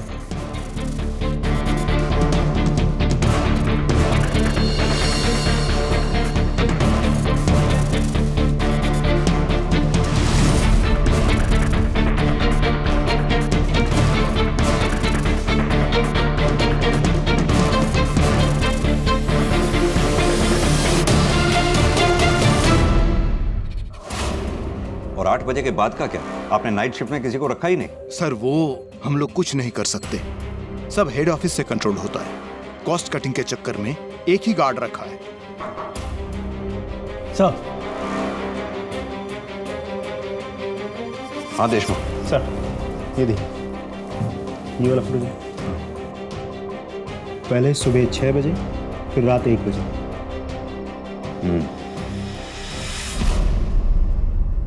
ये देखिए, ये लेटेस्ट मॉडल है और ये बेस्ट फोन है। इनफैक्ट मैं खुद ये फोन खरीदने वाली हूँ। इसका कैमरा डुअल लेंसेस और बहुत अमेजिंग है। इसमें पोर्ट्रेट मोड भी है। बहुत ही अच्छा फोन है। आई एम श्योर आपको पसंद आएगा।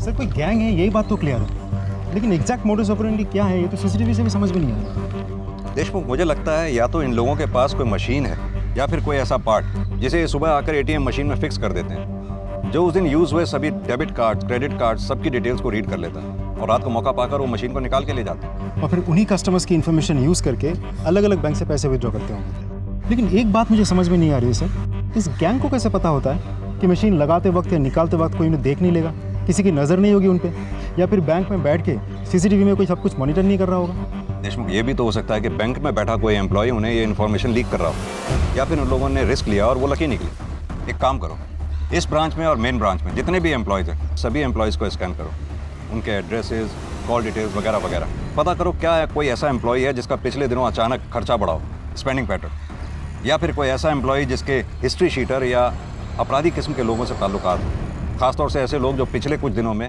फाइनेंशियल स्कैम में पकड़े गए। सब कुछ सर।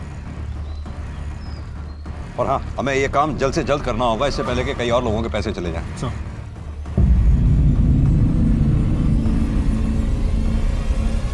देखो जरा। सर।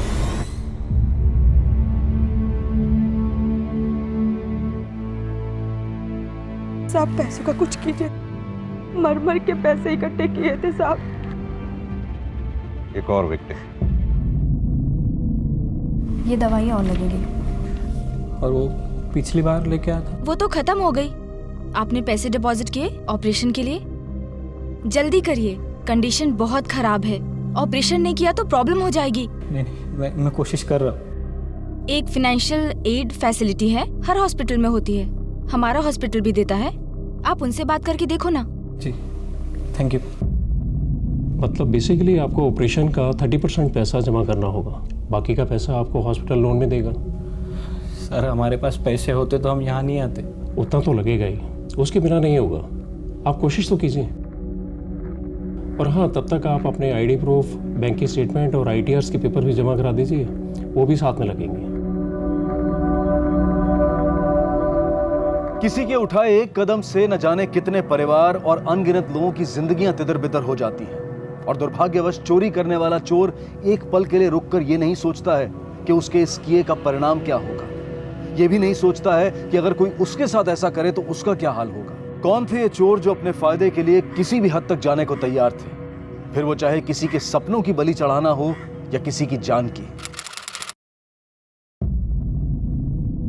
सर बैंक एम्प्लॉयज के call details, addresses, background check सभी स्कूटनी कर ली, लेकिन कुछ हाथ नहीं लगा। जिन एटीएम से पैसे विड्रॉ किए गए थे उन सभी एटीएम्स के सीसीटीवी फुटेज भी हमने चेक कर ली। हर फुटेज में वही 3 सस्पेक्ट नजर आ रहे हैं, लेकिन किसी भी फुटेज में उनकी आइडेंटिटी से जुड़ी कोई इन्फॉर्मेशन हाथ नहीं लगी सर। देशमुख, उन एटीएम्स के आसपास कितने मोबाइल टावर हैं ये पता लगाओ। उस वक्त उस एरिया में एक्टिव हर फोन की इन्फॉर्मेशन निकलवाओ। अब इन तीनों तक पहुंचने का यही एक तरीका है। लेकिन सर उस टाइम तो वहाँ हजारों फोन एक्टिव होंगे। शिंदे, 1000, लाख, 10 लाख जितने भी हो, ऐसी सिचुएशन में हमारे पास कोई और ऑप्शन नहीं है। राइट, कई लोगों की, कई फैमिलीज की उम्मीदें हम पर टिकी हैं। चाहे जो भी हो, इन क्रिमिनल्स को जल्द से जल्द पकड़ना है, एट एनी कॉस्ट। जी सर।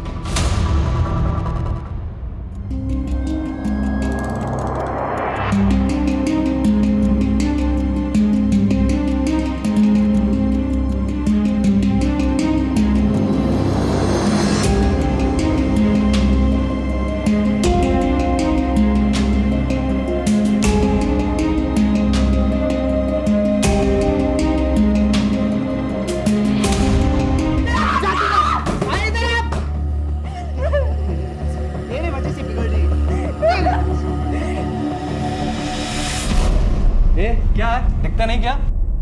समीर, बच्ची है यार, रिलैक्स। आसमा, क्या हुआ? चलो यार, मुझे लेट हो रहा है, मैं निकलती हूँ। तन्वी, तुम घर जाओ, मैं सना को छोड़ के आता हूँ। ठीक है, तू चुप हो जा, मेरे साथ चल। क्या हुआ?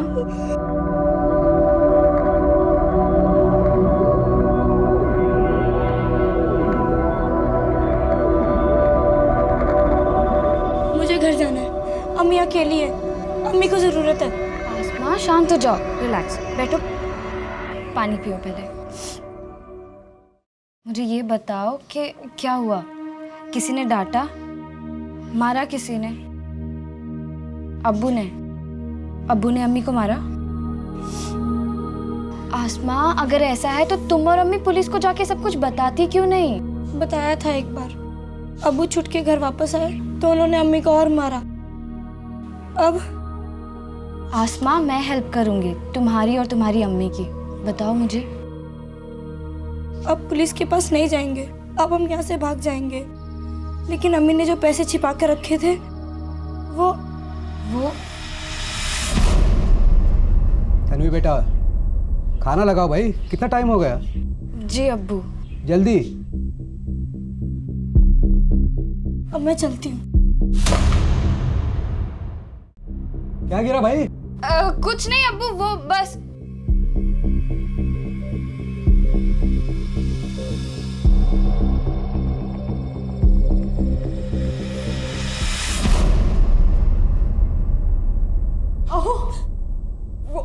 वो मनु की सांसें फिर से रुकी है। अरे तो डॉक्टरला बोलो ना, डॉक्टर कुठे है? डॉक्टर अंदर है, लेकिन वो बोल रहे हैं कि पैसों के बिना वो ऑपरेशन नहीं करेंगे। यार सब मेरी गलती। अपने बेटी के ऑपरेशन के लिए पैसा नहीं जमा कर पा रहा हूँ मैं। क्या करूँ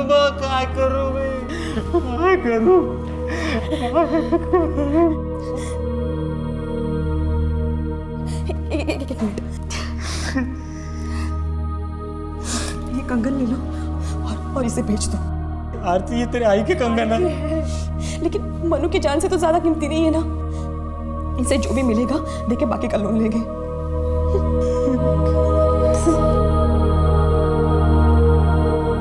शरत, आरती और उन जैसे कई पीड़ितों की स्थिति वाकई में दुखदाई थी, लेकिन उनकी परेशानियां फिर भी बरकरार थी। इलाज के लिए गए कर्जे ने उनका जीना दूभर कर दिया था। वहीं दूसरी तरफ मायूस जिंदगी और बेरहम हिंसक पति से बचकर अपनी बेटी अस्मा के साथ कहीं दूर भाग जाने की जोया की योजना दिन ब दिन नाकामयाब नजर आ रही थी। इधर पुलिस अब भी अपनी कोशिशों में लगी हुई थी। उनके सामने कुछ 5 लाख फोन नंबरों में से अपराधियों के 3 फोन नंबर्स को ढूंढ निकालने जैसा विशाल का लक्ष्य था। बदकिस्मती से समय निकलता जा रहा था, पीड़ितों की परेशानियां बढ़ रही थी और साथ ही बढ़ रहा था चोरों का हौसला।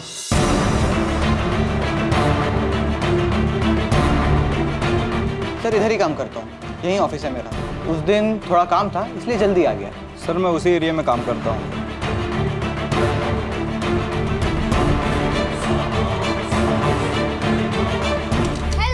Hello. Good morning. Good morning. मैं लेट तो नहीं हुई? नहीं, बिल्कुल नहीं। चेक ये करना है। अरे गोल्ड रिंग, वाह, बर्थडे? नहीं। क्या बात है तन्वी, लॉटरी लगी है क्या? कभी नए कपड़े, कभी नई रिंग। कुछ भी। अरे ये पुलिस क्या कर रही है?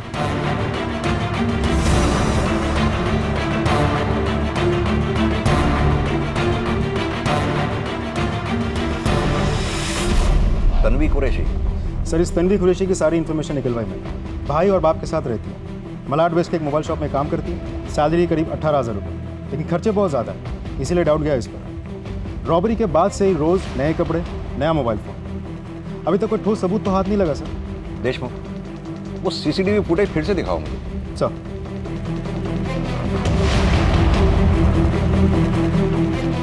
ये देखिए सर, कदकाठी तो बिल्कुल वैसी ही हो भी सकती है।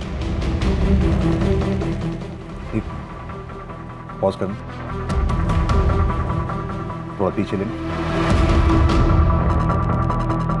ये जूम करो।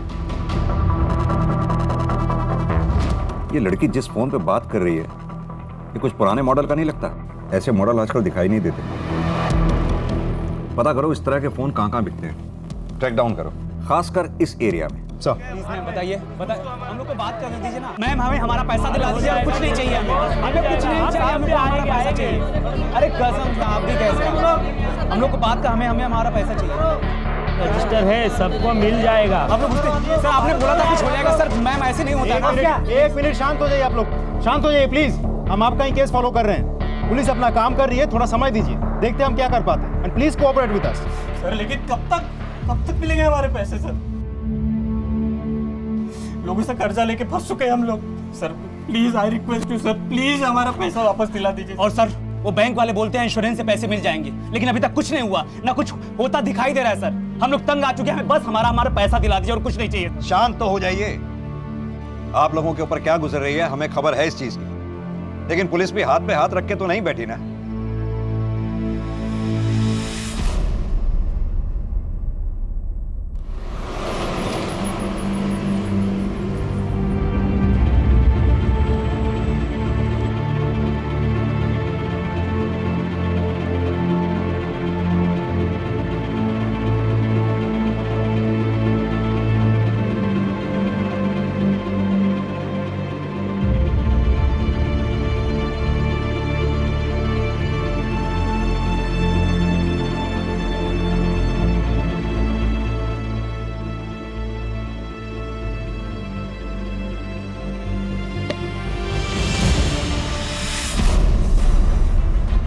हर फोन का अपना एक यूनिक IMEI नंबर होता है जिससे उस फोन को ट्रैक किया जा सकता है। ये काम मानो घास के ढेर में सुई ढूंढने के समान था। उसी दौरान उसी जगह पर एक्टिव 5 लाख फोन नंबरों में से एक नंबर की पहचान की गई थी। केवल अपने कर्तव्य और निष्ठा के चलते पुलिस ने यह लगभग असंभव सा काम संभव कर दिखाया।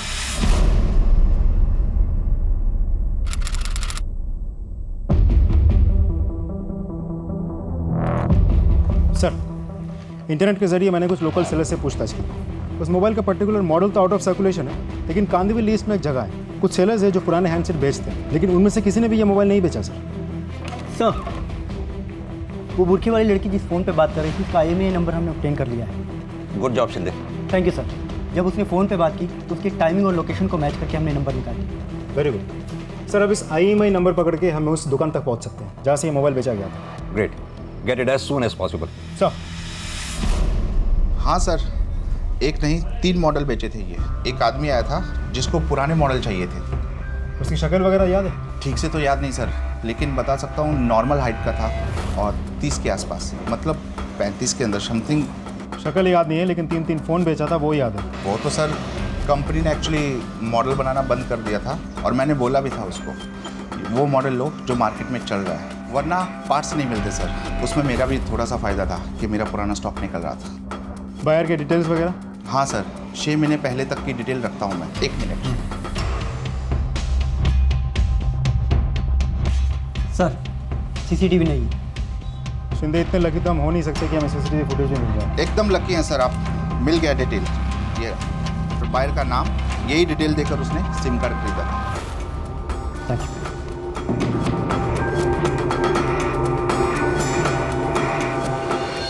सर, 2 सिम कार्ड्स जाली डॉक्यूमेंट्स के थ्रू बनवाए गए थे, फेक नामों पर। Damn it. तीसरे की इन्फॉर्मेशन सही है सर, मैं दिखाता हूँ।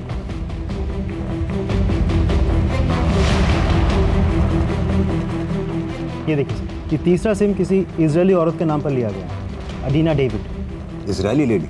Yes sir. सर, ये किसी इंटरनेशनल रैकेट का तो काम नहीं है? यानी कि ये इजरायली लेडी चोरों से कनेक्टेड हो सकती है। कांटेक्ट किया है इसे? सर, हमने सोशल मीडिया के थ्रू मैसेज तो भेजा, जब वो रिप्लाई करेगी तब। अगर वो रिस्पॉन्ड करे तो?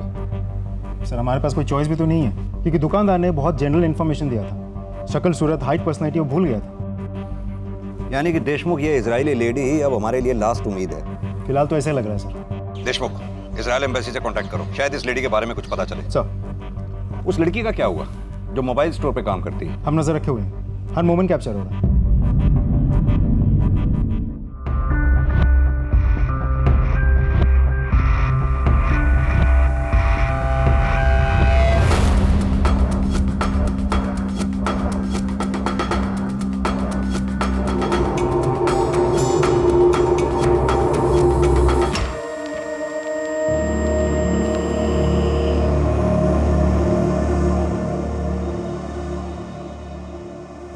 चारा नहीं अस्मा, दर्द होगा, लेकिन इतना नहीं जितना तेरे अब्बू के पीटने से होता है।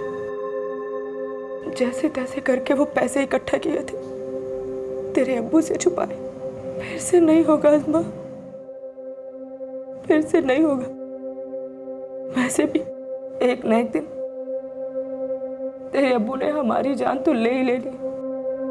मैं नहीं चाहती कि मुझे कुछ हो और तू अकेली रह जाए। मुझे नहीं पता मेरे मरने के बाद वो आदमी तेरे साथ क्या करेगा। तू नहीं समझती अज़मा, तेरी खातिर बोल रही हूँ अज़मा, तेरी खातिर बोल रही हूँ।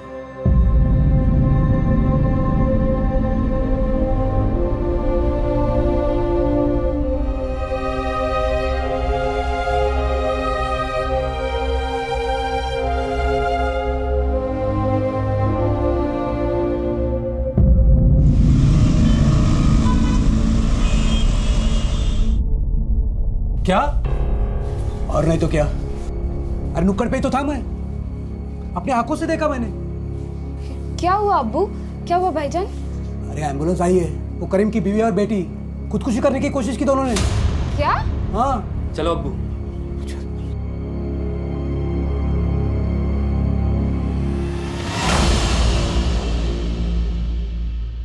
इट्स अंडर कंट्रोल, ठीक हो जाएंगे दोनों। लकीली सही टाइम पर ये घर पहुंच गए थे, वरना कुछ भी हो सकता था सर। नए पुराने काफी घाव है उनके शरीर।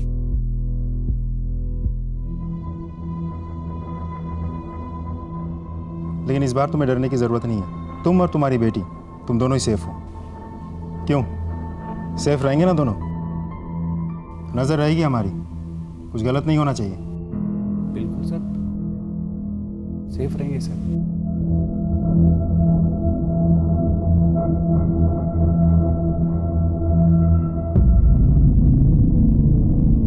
शुक्र है कि एक भयानक आपदा टली और किसी तरह से मां बेटी की जान बच पाई।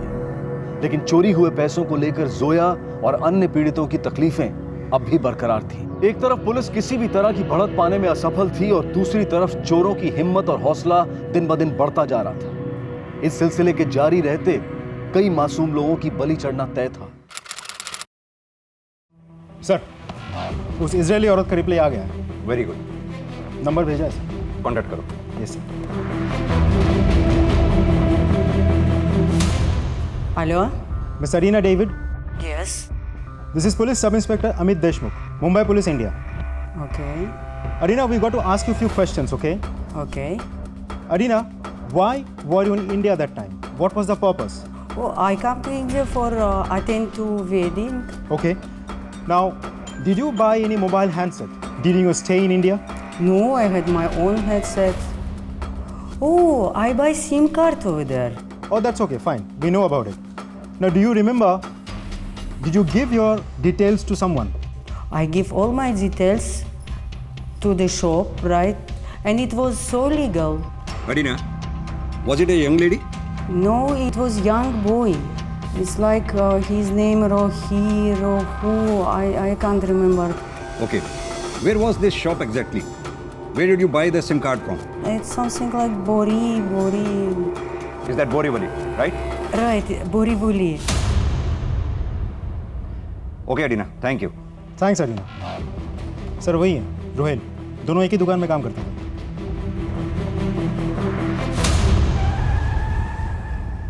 तन्वी कुरैशी और रोहेल शेख कहाँ है दोनों? सर तन्वी तो आज छुट्टी पे है और रोहेल आज काम पे नहीं आया, बोल रहा था तबीयत खराब है। एड्रेस दो। Okay sir. शिंदे, तन्वी पे कौन नजर रख रहा है? कांस्टेबल कामले सर। फोन लगाओ।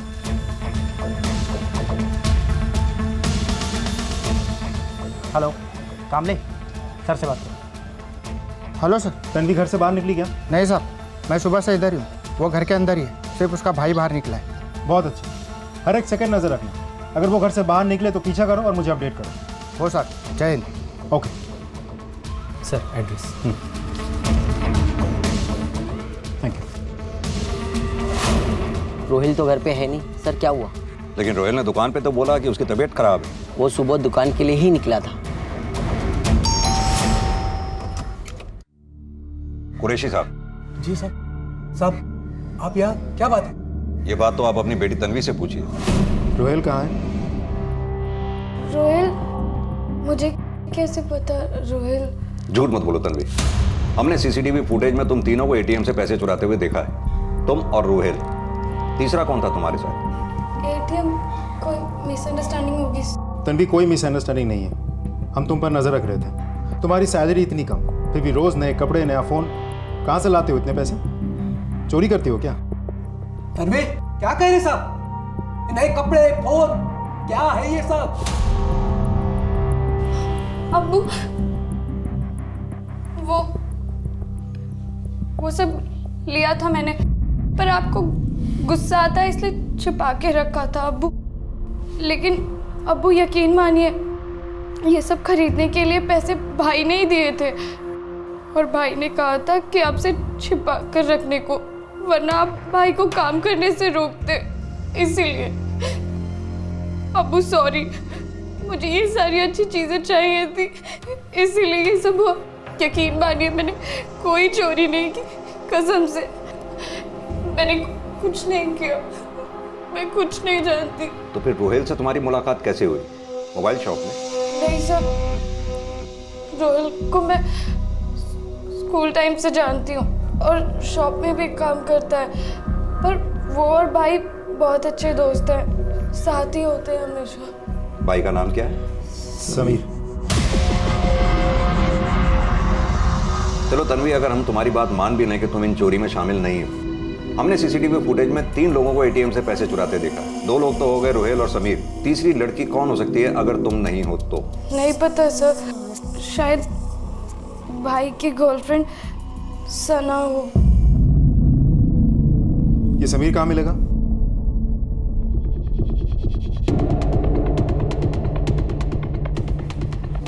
यही एटीएम को टारगेट करते हैं, क्या कहते हो?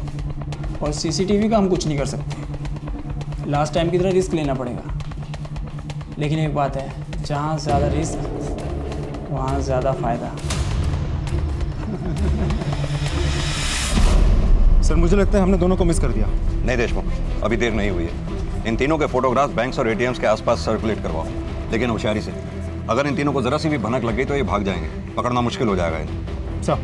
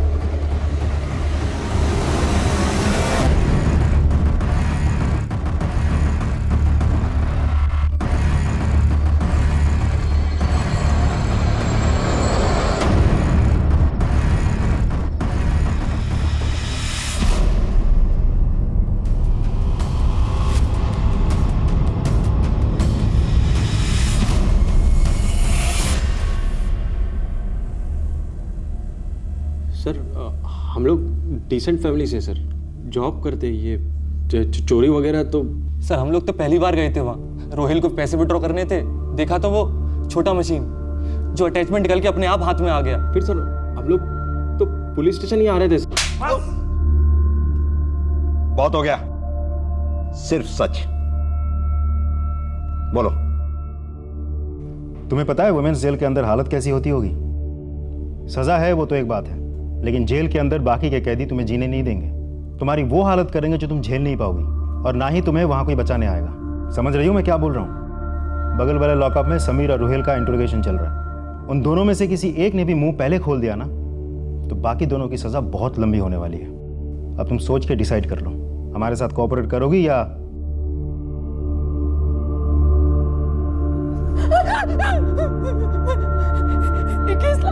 इक्कीस लाख निकाला था हम लोगों ने सर।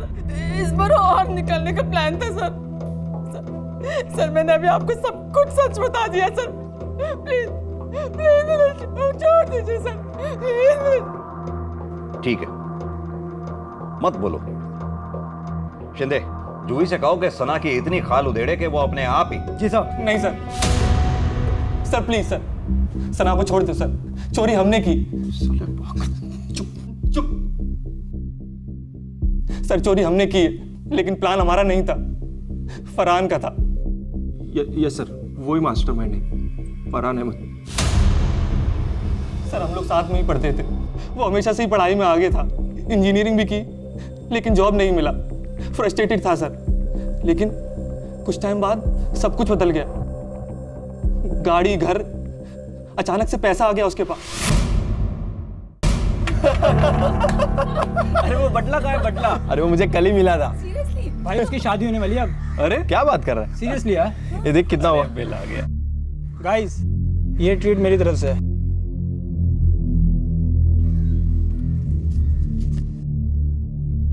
क्या बॉस, कोई लॉटरी लगी है क्या? समझ ले, लग गई है लॉटरी। मजाक मत कर, सच बता। तुम लोगों की भी लग सकती है। दम चाहिए, लेकिन रिस्क लेना पड़ेगा। रिस्क लोगे तो फायदा होगा, नहीं तो बैठे रहो ऐसे ही। या कीप द चेंज।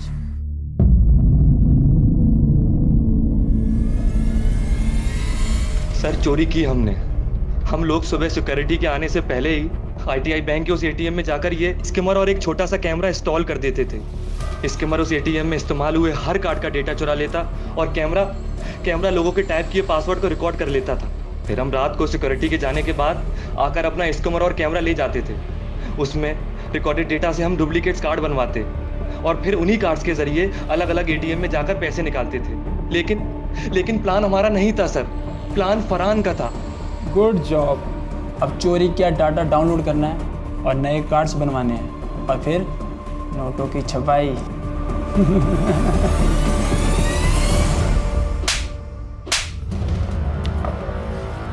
दूसरों की जिंदगियां बर्बाद करके गाड़ी और फ्लैट खरीदोगे? जिनके पैसे लूटे उनके बारे में कभी सोचा? कितनी दिक्कतें आई होंगी उन्हें। किसी का बच्चा अस्पताल में, किसी के माँ बाप गरीबी की जिंदगी जी रहे हैं, किसी की सारी सेविंग लूट गई। सोचा कभी उनके बारे में? सर, ये फरहान के बारे में सारी डिटेल बताओ। बोलो। सर फरहान अहमद का कुछ पता नहीं चल रहा है, कहाँ गायब हो गया वो? ये स्कीमर्स वगैरह अरेंज करना, इतनी प्लानिंग करना कोई आसान काम नहीं है। ये कोई छोटा मोटा क्रिमिनल नहीं, पहुंचा हुआ क्रिमिनल होगा। ये रोयल समीर सना उसके प्यादे हैं। असली रैकेट काफी बड़ा है। पुलिस का मानना बिल्कुल सही था। इस सारे रैकेट का सरगना फरहान अहमद आज भी फरार है, आजाद घूम रहा है। सूत्रों के अनुसार वो कहीं विदेश में छिपा हुआ है और ये केस अब भी अदालत में जारी है। इस बीच इस केस के शिकार पीड़ितों को अपने खोए हुए पैसे बैंक में जमा राशि पर मौजूद बीमे के कारण धीरे धीरे वापस मिले और आखिरकार जोया अपनी बेटी समेत अपने क्रूर पति से अलग होने की हिम्मत जुटा पाई। मैं ना अपना काम खत्म करके तुम्हें लेने आऊंगी, ठीक है? अच्छे से जाना। पुलिस के हस्तक्षेप के कारण जोया और अस्मा आज एक सुरक्षित जीवन जी रहे हैं। बाय। उन्हें मजबूर होकर शहर छोड़कर नहीं भागना पड़ा। शरत और आरती अपने बीते हुए कठिन वक्त को पीछे छोड़कर अपनी बेटी के साथ एक सुखमय जीवन व्यतीत कर रहे हैं। अपराधियों ने काफी होशियारी से एक पेचीदा प्लान बनाया और उसे बखूबी अंजाम भी दिया, लेकिन एक सत्य को नजरअंदाज कर बैठे जो कि अमिट है, अविवादित है, अजय है कि न्याय और अन्याय की जंग में जीत हमेशा न्याय की होती है। अपराध कानून को नहीं बल्कि आखिर में खुद अपराधी को ही खत्म कर देता है। बहरहाल सावधानी बरतना हम सबकी जिम्मेदारी है और अपराध को मिटाना सिर्फ कानून व्यवस्था का ही नहीं बल्कि हमारा भी उत्तरदायित्व है। इन अपराधियों के इरादों को नाकाम करना हमारी जिम्मेदारी भी है। अपने क्रेडिट कार्ड या डेबिट कार्ड का इस्तेमाल करते समय कुछ सावधानियां बरतनी बेहद जरूरी है। एटीएम के आसपास नजर घुमाएं। अगर उसके पास रोशनी ना हो, उसकी रखवाली करने के लिए कोई गार्ड तैनात ना हो या फिर एटीएम किसी सुनसान जगह पर हो तो उसका इस्तेमाल ना ही करें तो बेहतर है। कभी कभी एटीएम में कीपैड के ऊपर या उसके आसपास एक छोटा सा कैमरा छिपाया जाता है जो आपके द्वारा डायल किए गए पासवर्ड या पिन नंबर को रिकॉर्ड कर लेता है। इसलिए हमेशा पासवर्ड या पिन का इस्तेमाल करते समय अपने दूसरे हाथ से उंगलियों को और कीपैड को ढक लें। इस एपिसोड में दिखाई गई सावधानियों को ना भूलें और उन्हें अपनी रोजमर्रा की जिंदगी में लागू करें ताकि फिर से कोई इस तरह के अपराध का शिकार न बन पाए। इसी विचार के साथ अब मैं अनूप सोनी आपसे विदा लेता हूं। फिर मुलाकात होगी अगले एपिसोड में एक और चौंका देने वाले केस के साथ।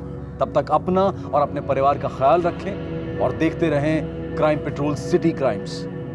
सबक एक को, सीख हम सबको। जय हिंद। क्राइम पेट्रोल के ऐसे ही मजेदार एपिसोड्स देखने के लिए हमारे चैनल को सब्सक्राइब करें